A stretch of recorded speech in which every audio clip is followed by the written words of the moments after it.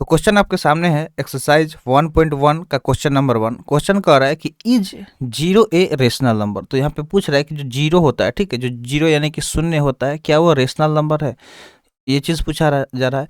Can you write it in the form P upon Q where P and Q are integer and Q not equal to zero. तो अगर आपने rational number का definition पढ़ा होगा तो उसमें यही चीज़ बताया गया कि रेशनल नंबर वो संख्या होता है जिसे हम लोग इस फॉर्म में लिख सकते हैं। किस फॉर्म में? तो P अपॉन Q के फॉर्म में लिख सकते हैं, ठीक है, P अपॉन Q के फॉर्म में लिख सकते हैं। और जो P और Q है वो क्या होना चाहिए? एक इंटीजर होना चाहिए और Q जीरो के इक्वल नहीं होना चाहिए। तो यहाँ पे यही चीज़ पूछा जा रहा है कि जो जीरो है क्या ये रेशनल नंबर है या नहीं, ये चीज़ आपसे पूछा जा रहा है। तो चलिए हम लोग इसका सॉल्यूशन देखते हैं कि क्या जीरो है वो रेशनल नंबर है या नहीं, ठीक है। तो सबसे पहले हम लोग सॉल्यूशन देखेंगे। तो अगर हम बात करें जीरो का, तो जो जीरो होता है वो एक रेशनल नंबर होता है। कैसे होता है उसको भी समझेंगे। तो सबसे पहले हम लोग लिख लेंगे कि yes zero is a rational number. क्या लिखेंगे? Yes zero is a rational number, ठीक है। तो जो जीरो होता है वो क्या होता है? रेशनल नंबर होता है, ठीक है। जो जीरो होता है वो क्या होता है? रेशनल नंबर होता है।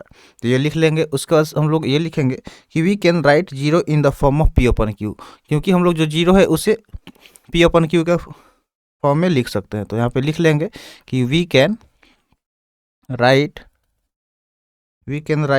Zero in the form of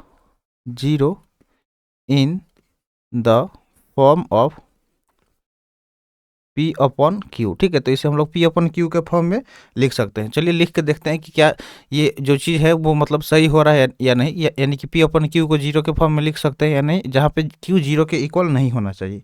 तो अगर हम जीरो अपॉन वन लिखे, ठीक है, जीरो अपॉन वन लिखे, तो यहाँ पे इसका वैल्यू क्या हो जाएगा? जीरो अपॉन वन का वैल्यू जीरो हो जाएगा, यहाँ से वन गायब हो जाता है। आप पढ़े होंगे कि जब भी डिनोमिनेटर में वन हो किसी भी संख्या के, तो वो उसे हम लोग कुछ नहीं दिया गया हो तो वन मानते हैं, ठीक है।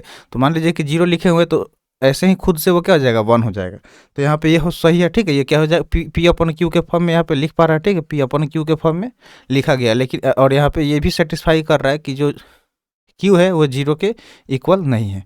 इसी तरह अगर हम लोग लिखे कि two up zero upon two, तो ये भी क्या हो जाएगा? जीरो के इक्वल हो जाएगा। अगर जीरो में टू से हम भाग लगाएंगे, ठीक है, डिवाइड करेंगे, तो उसका आंसर भी क्या आ जाएगा? जीरो आ जाएगा। इसी तरह हम लोग जीरो अपॉन सेवन भी लिख सकते हैं, ठीक है, जीरो अपॉन सेवन भी लिख सकते हैं, उसका भी क्या होगा? जीरो आ जाएगा। अगर यहाँ पे इंटीजर्स पूछ रहा है, तो इंटीजर्स क्या होता है? All positive and negative number, ठीक है। तो हम लोग इंटीजर को भी इस फॉर्म में लिख सकते हैं, जैसे कि जीरो है, अपॉन में माइनस अगर 5 ले ले तो इसका भी वैल्यू क्या आ जाएगा? जीरो आ जाएगा। तो इस तरह से हम लोग समझ गए कि जो जीरो होता है वो क्या होता है? एक रेशनल नंबर होता है, ठीक है। तो हम लोग क्या लिखेंगे कि yes zero is a rational number because we can write zero in the form of P upon Q। इसको हम लोग P अपन Q के फॉर्म में लिख सकते हैं और यहाँ पे लिख के हम लोग दिखा दिया है, ठीक है। Zero upon one, zero upon two, zero upon seven, zero upon -5। तो ये था हमारा क्वेश्चन नंबर 1 का सोल्यूशन, ठीक है। तो आई होप आपको समझ में आ गया होगा कि कैसे इसका सोल्यूशन करना था। तो आज के लिए इतना ही, मिलते हैं फिर अगले वीडियो में। Thanks for watching. जय हिंद।